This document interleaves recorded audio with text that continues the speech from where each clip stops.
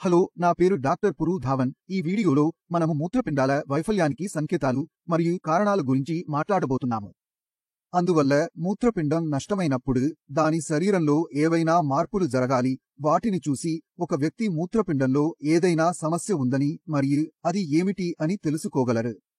కాబట్టి కారణం గురించి మాట్లాడితే మూత్రపిండాల వైఫల్య రోగులలో 80% మందికి అధిక రక్తపోటు లేదా అధిక చెందిన శరీరశక్తి స్థాయి ఉంటుంది. మీ బీపీ ఎక్కువగా ఉండి చాలా ఏళ్లుగా నిర్లక్ష్యం చేస్తే మీ బీపీ 130/90 అయితే ఇది నార్మల్ బీపీ కాదు. ఇది కొంచెం ఎక్కువగా ఉంటే ఏమీ జరగదు, కానీ చాలా ఏళ్లుగా ఉంటుంది. మీరు కొన్ని సమయాలు మందులు వేసుకుంటారు, కొన్ని సమయాలు చేయరు. మన బీపీ ఎక్కువగా ఉన్నప్పుడు ఒత్తిడితో రక్తం కిడ్నీలోకి ప్రవేశిస్తోందని అర్థం. ఇప్పుడు కిడ్నీ చాలా సున్నితమైన అవయవం. అది సున్నితమైన అవయవం అని అర్థం చేసుకోవాలి. అందుకే మేము అర్థం చేసుకోవాలనుకుంటున్నాం. మీ మూత్రపిండం విన్యాసాన్ని చూడండి. అది చాలా చిన్న నెఫ్రాన్లను కలిగి ఉంటుంది. ఈ నెఫ్రాన్లకు ఆహారం మరియు రక్తం సరఫరా కూడా ఉంటుంది. ఇప్పుడు ఈ రక్త సరఫరా మన జుట్టు పరిమాణం మాత్రమే ఉంటుంది. అందువల్ల అది చాలా సన్నగా ఉంటుంది. అది సరిగ్గా చూడడానికి మనం అనుకుంటే కూడా మనం చూడలేము. ఈ రక్త సరఫరాకులో ఏదైనా సమస్య జరిగితే అప్పుడు ఏమి జరగబోతుంది? రక్తం సరఫరా అవుతున్న వ్యక్తికి, అంటే నెఫ్రాన్కు రక్త సరఫరా జరగదు. రక్తపోటు గడపోత లోపలికి వెళ్ళదు మరియు అది జరిగితే ఏమి జరుగుతుంది? ఇది దెబ్బతినడం ప్రారంభిస్తుంది. దీన్ని అర్థం చేసుకోవడం కష్టమేమి కాదు, సులభం. కాబట్టి అధిక రక్తపోటుతో ఇది జరుగుతుంది. బీపీ పెరిగినప్పుడు చాలా ఒత్తిడితో రక్తం ప్రవేశిస్తుంది. ఇప్పుడు లోపలి నిర్మాణం చాలా సున్నితంగా ఉంది. దాన్ని హ్యాండిల్ చేయలేకపోతోంది. దానిని నిర్వహించడానికి, అది పేలకుండా ఉండటానికి, రక్తం ప్రవహించకుండా ఉండాలి. కాబట్టి నిర్మాణం స్వయంగా గట్టిపడటం ప్రారంభిస్తుంది. ఎందుకంటే ఒత్తిడి ఉంటే అది గట్టిపడితే దాన్ని హ్యాండిల్ చేస్తుంది. అది తనలో తాను గట్టిపడటం ప్రారంభించినప్పుడు రక్తం లోపలికి వెళ్లే వృత్తం కుంచుకుపోవడం ప్రారంభిస్తుంది. అది కఠినం అవుతుంది. అది దట్టమైనప్పుడు దట్టమైనట్లు అవుతాయి. దాని బాళ్ళు దట్టమైనట్లు అవుతాయి మరియు లోపల ఉన్న పథం అరచేయబడింది. ఇప్పుడు అది చాలా సన్నగా మారింది. అది చాలా ఇరుకైనది. అప్పటికే చాలా బాగుంది. కాబట్టి రక్తం అక్కడి నుండి ప్రయాణించదు. దీని ఫలితమేంటి? మూత్రపిండాలలో రక్త సరఫరా లేకపోవడం వల్ల మూత్రపిండాల పరిమాణం చిన్నదిగా మారడం ప్రారంభమవుతుంది. కిడ్నీ ఇరుకుగా మారడం మొదలవుతుంది. కాబట్టి అల్ట్రాసౌండ్ చేసినప్పుడు కిడ్నీ బీపీ ద్వారా హాని కావాలంటే రిపోర్టుల్లో కిడ్నీ పరిమాణం తక్కువగా కనిపిస్తుంది. మరియు మీరు చూడగలిగేది ఏమిటంటే ఎకోజెనికి పెరిగింది. మీరు చూసిన CMD నష్టం జరిగింది మరియు ఎకోజెనికి పెరిగింది.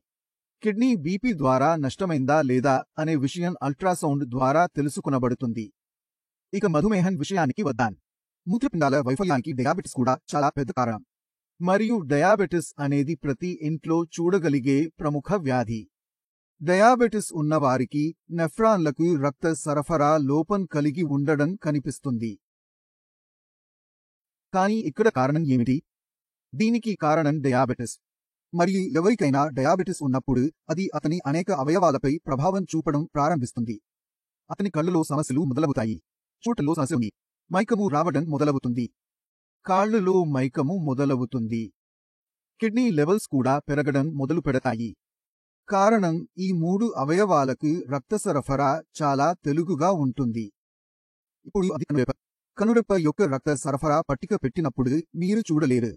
అదేవిధంగా మనకు చల్లగా మరియు వేడిగా అనిపించే నర్సుల రక్త సరఫరా కూడా మూత్రపిండాల మాదిరిగా చాలా సన్నగా మరియు చిన్నదిగా ఉంటుంది. ఇవి కిడ్నీ వంటి 3 అవయవాలకు చెందినవి. కాబట్టి డయాబెటిస్ పెరిగినప్పుడు కళ్ళు కూడా బలహీనమవుతుంది. కాళ్ళు కూడా పలుచబడటంతో పాటు కిడ్నీలు కూడా దెబ్బతింటున్నాయి. కాబట్టి ముందు మనకు ఏమి కావాలి? మన బ్లడ్ షుగర్ ని అన్ని పరిస్థితుల్లోనూ కంట్రోల్లో ఉంచాలి. ఎందుకంటే అది మన చేతుల్లోనే ఉంది. సరే, కాబట్టి మీరు దానిని నియంత్రించడానికి ప్రయత్నించాలి.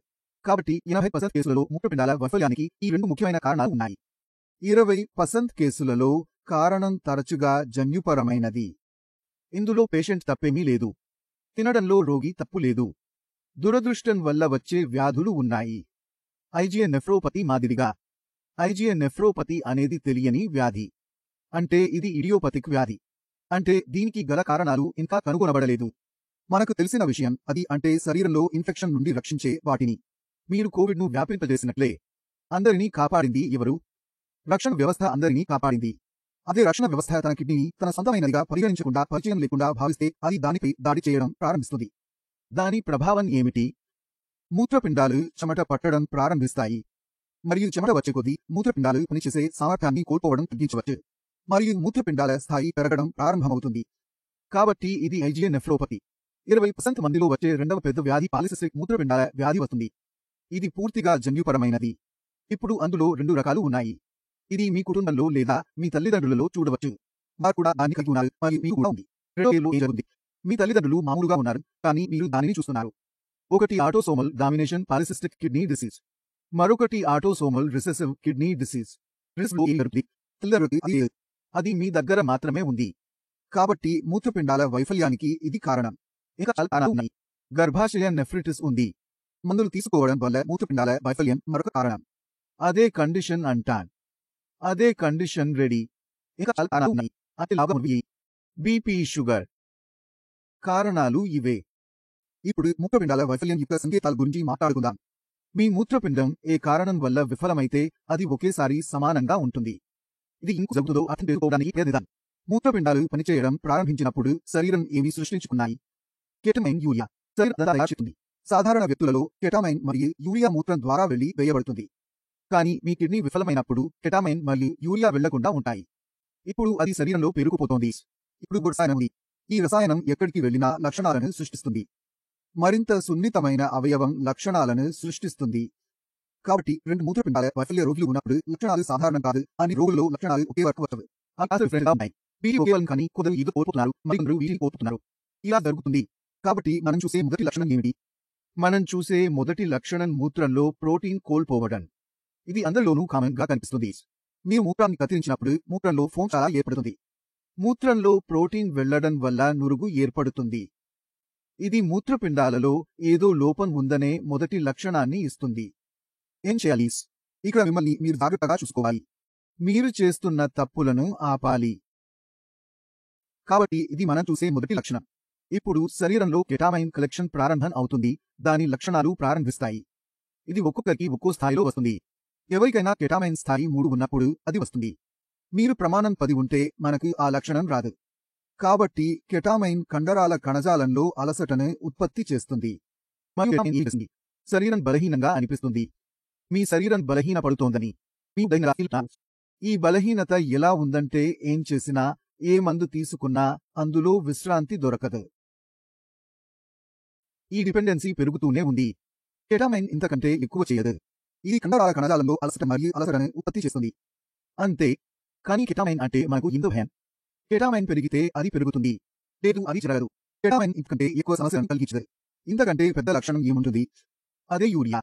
మీ శరీరంలో యూరియా కలిగి ఉంటే అది మీ శరీరంలో పరికల్పన చేసేందుకు వస్తుంది. మరియు ఇది ప్రసరణ చేస్తున్నప్పుడు అది మెదడుకు వెళుతుంది. ఇది మెదడులో ఏమి ఉత్పత్తి చేస్తుంది? ఇది వికారం కలిగిస్తుంది. ఆహారం ముందుకు వస్తుంది. నాకు తినాలని లేదు. నీళ్లు తాగినా వాంతులు చేసుకోవడం ద్వారా కూడా బయటకు వస్తుంది. లేదా నీళ్లు తాగిన తర్వాత వాంతులు చేసుకోవాలనిపిస్తుంది. కాబట్టి దీనిలో ఏమి జరుగుతుంది అంటే మీరు ముందుగా తిన్నప్పుడు తక్కువ ఆహారం తీసుకున్నారు. అప్పుడు మీ యూరియా కారణంగా మీ ఆహారం అస్సలు ఆగిపోయింది. రోగి బలహీనంగా మారతాడు. మరి ఈ సమస్యను ఎవరు సృష్టిస్తారు? మీ యూరియా. ఇప్పుడు యూరియా మీ మెదడులోకి ప్రవేశించినప్పుడు అది అక్రమాన్ని లక్షణాలను సృష్టిస్తుంది. మీరు చాలా నిద్ర పడతారు. మీరు నిరంతరం నిద్రపోతే లేదా మీరు నిద్రను పూర్తిగా ఆపివేస్తారు. ఇప్పుడు మీరు ఎంత నిద్రపోతే మరియు ఎంత నిద్రపోతే మీ శరీర యొక్క రకం ప్రభావితం అవుతుంది. మీ శరీరంలో ఆ నిర్దిష్ట యూరియా యొక్క ప్రతిస్పందన ఏమిటి? ఇది కాకుండా మనకు ఇంకా ఏ లక్షణాలు ఉన్నాయి? అది దురద. మీ చర్మంపై ముటిమలు రావడం, దురద ఎక్కువగా ఉండటం కనిపించితే క్రీమ్ వర్తించండి. మీరు సంతోషంగా ఉండకపోవద్దు. మీరు మాత్రం మంచి పిల్లులు తీసుకోవచ్చు అనిపిస్తే తీసుకోవకండి. అది ఒక లక్షణంగా భాష. ఇది వంగిన మోకాలి వల్ల కూడా వస్తుంది. ఎందుకిలా? ఏమిటి అంటే శరీరంలో విషాణాలు కలిగి ఉన్నప్పుడు మీ చర్మం యొక్క రక్త సరఫరా కూడా కలుపుకున్నట్లుగా మారుతుంది. మరియు అది మారినప్పుడు చర్మం ఏదో మరొకటి చేస్తుంది. ఈ దురద మొత్తం శరీరంలో ప్రారంభమవుతుంది. కాబట్టి ఇవి కొన్ని లక్షణాలు. ఎక్కువ లక్షణాలు ఉన్నాయి, కానీ వివరించడానికి చాలా సమయం పడుతుంది. కాబట్టి అవి ప్రస్తుతం వివరించలేదు. దానిని తర్వాతి వీడియోలో కవర్ చేద్దాం. మరికొన్ని ఇతర లక్షణాలు ఉన్నాయి అని తెలుసుకోవాలి. పాదాల వాపు లాంటిది. పాదాలలో గొంతు కనిపిస్తున్నారా? అది కూడా మూత్రపిండాలలో ఏదో లోపం ఉందని ఒక లక్షణం. కారణం ముందు వచ్చే నీరు ఇప్పటికే రావడం లేదు. ఈ శరీరంలో పేర్కొంది. కాబట్టి అది కూడా ఒక లక్షణం. మూత్రపిండాల వైఫల్యం. దీనికి తోడు మనకు కనిపించేది రక్తం లేకపోవడమే. మీ రక్తం ఎప్పుడూ తక్కువగా ఉంటుందాన్ని మీరు చూడండి. మీరు ఎంత మంచి ఆహారం తింటే కూడా, ఎంత పోమెగ్రనేట్ తిన్నా కూడా, ఎంత బీట్రూట్ తిన్నా కూడా, ఎన్ని పిల్లులు తీసుకున్నా కూడా అది పెరగదు. శరీరంలో తక్కువ రక్తం ఉత్పత్తి కోసం మూత్రపిండాలు జరుగుతాయి. మూత్రపిండాలు మరియు రక్తం మధ్య సంబంధం ఏమిటి? ఉదాహరణకు మీరు ఇంట్లో టీ తయారు చేస్తారు. టీ తయారు చేయడానికి పాలు, టీ ఆకులు, నీరు, గ్యాస్ స్టవ్ మరియు పానీయం అవసరం. అన్ని సేకరించిన తర్వాత టీ తయారు చేస్తారు. వీటిలో ఒకటి తక్కువగా ఉంటే మీరు టీ తయారు చేయలేరు ఉంటే ఏమి చేయగలరు? అదేవిధంగా శరీరంలో రక్తం తయారవ్వాలంటే చాలా విషయాలను కూడా సేకరించాలి. ఉదాహరణకు ప్రోటీన్, ఇనుము, ఫోలిక్ ఆమ్లం మరియు గోధుమ బెల్. దీనితో పాటు ఎరిథ్రోపోయిటిన్ అంటారు. ఎరిథ్రోపోయిటిన్ అంటే రక్తం. మన శరీరంలో ఎరిథ్రోపోయిటిన్ ఎవరు తయారు చేస్తారు? దీనివల్లనే ఈ అన్ని విషయాలు సేకరించబడి హీమోగ్లోబిన్ తయారవుతుంది. శరీరంలో ఎరిథ్రోపోయిటిన్ తక్కువగా ఉంటే ఏమి జరుగుతుంది? ఎక్కువ రక్తం ఉంటుందా లేదా తక్కువగా ఉంటుందా? ఇది తక్కువగా ఉంటుంది. కిడ్నీ ఫెయిల్యూర్ పేషెంట్ల విషయంలో ఇది జరుగుతుంది. కిడ్నీలు బీపీ మరియు డయాబెటిస్తో బాధపడితే కిడ్నీలు వాటి పనిని కూడా తగ్గిస్తాయి. దీనివల్ల హార్మోన్లు ఎరిథ్రోపోయిటిన్ తక్కువగా ఉంటాయి. ఫలితంగా రక్తం కొరత ఏర్పడుతోంది. మీ శరీరంలో రక్తం తగ్గించినట్లుగా ఉంటే రక్తం తగ్గించిన కారణంగా లక్షణాలు ప్రారంభమవుతాయి. ఉదాహరణకు అలసటం, శ్వాస తీసుకోవడంలో ఇబ్బంది, అధిక నిద్ర, ఆందోళన మొదలైనవి లంకా లభిస్తాయి. ఈ లక్షణాలన్నీ మనకు కనిపిస్తాయి. దీనివల్ల మూత్రపిండాల కారణంగా మీరు ఈ లక్షణాలను గుర్తుంచుకోవాలి. ఈ లక్షణాలు ఎందుకు వస్తున్నాయో అర్థం చేసుకోవాలి. మీరు మూత్రపిండాల వైఫల్య రోగి అయితే మీ శరీరంలో లక్షణాలు ఉంటే ఎక్కడ పనిచేయాలో మీకు తెలుసు. శ్వాస తీసుకోవడంలో ఇబ్బంది, ఆందోళన వంటివి ఉంటే అప్పుడు మీ శరీరంలో రక్తం కొరత ఉందని మీకు తెలుస్తుంది. అప్పుడు రక్తాన్ని పెంచాల్సిన అవసరం ఉంది. మీ పరీక్ష చేయించుకోండి మరియు మీ మందును అక్కడ ఉంచండి. తద్వారా మీ శరీరంలో రక్తం ఏర్పడటం ప్రారంభమవుతుంది. ఆహారం తినాలనిపించకపోతే యూరియా పెరిగిపోతోంది. అంటే తేలికపాటి ఆహారం తినాలి. మరి ఆహారం రుచిని పెంచడానికి అవసరమైన చికిత్స ప్రారంభించాలి మరియు అది తీసుకోవాలి. అదేవిధంగా రాత్రిపూట జలుబు వస్తే దానిపై కార్యాచరణ చేయాలి. మూత్రపిండాల వైఫల్యం రోగి లక్షణాల గురించి తెలుసుకోవాలి. లక్షణాల వెనుక కారణాన్ని తెలుసుకుని వాటిని నియంత్రించగలిగే వారు వాటిని నియంత్రించగలరు. అందువల్ల వారు లక్షణాలను నియంత్రించగలరు, వాటిపై చర్యలు తీసుకోగలుగుతారు. కాబట్టి ప్రతి ఒక్కరికి మూత్రపిండాల వైఫల్యానికి కారణం మరియు లక్షణాలను తెలుసుకోవడం చాలా ప్రముఖం. కిడ్నీ ఫెయిల్యూర్ పేషెంట్లకే కాదు, అందరికీ. కిడ్నీ ఫెయిల్యూర్ వ్యాధి ముందుకు అందించబడిన కంటే చాలా కనిపించడం లేదు. కానీ బీపీ మరియు షుగర్ ప్రతి ఇంటికి చేరడంతో కిడ్నీ ఫెయిల్యూర్ వ్యాధి కూడా ప్రతి ఇంటికి ప్రసరించడం ప్రారంభమైంది. మూత్రపిండాల వైఫల్యాన్ని నివారించాలంటే అది సమాజంలో ప్రసారం కాకుండా ఉండాలి. మీ కుటుంబానికి కూడా వచ్చకూడదు. మన కుటుంబాన్ని జాగ్రత్తగా చూసుకోవాలి. బీపీ, షుగర్ను కంట్రోల్ చేసుకోవాలంటే బీపీ, షుగర్ అదుపులో ఉంటాయి. బీపీ మరియు షుగర్ను తినడం ద్వారా మానవులు నియంత్రించవచ్చిన 2 విషయాలు. వ్యాయామం చేయడం ద్వారా దాన్ని నియంత్రించవచ్చు. మన శరీరం మరియు రూటీన్లో మార్పులు చేసినట్లుగా మేము బీపీ మరియు షుగర్ను నియంత్రించవచ్చున్నాము. నేను ఈ వీడియో నుండి ఈ 2 విషయాలను మీరు అర్థం చేస్తున్నారని ఆశిస్తున్నాను. మీకు ఏవైనా సందేహాలు ఉంటే వారిని అడగవచ్చు. వారితో మాట్లాడండి. ఈ వ్యాధితో పోరాడటానికి అవి మీకు సహాయపడతాయి. అదంతా ఈ రోజు కోసమే. తప్పక వీడియోలో కన్నా వీడ్కోలు.